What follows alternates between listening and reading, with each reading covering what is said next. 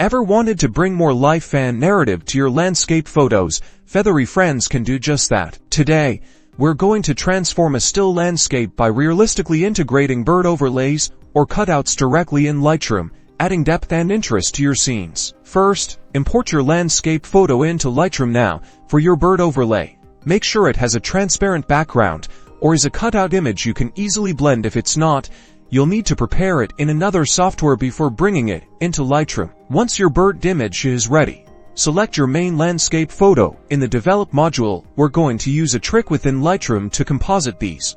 Navigate to the Local Adjustments panel and choose the Brush tool. Adjust your brush settings slightly. You can subtly reduce texture and clarity, and even add a bit of dehaze to mimic the atmospheric effect on distant birds. Now, the magic part, you'll simply drag and drop your bird overlay image directly onto your landscape photo within Lightroom's Develop module. Position it carefully where you want your bird to appear.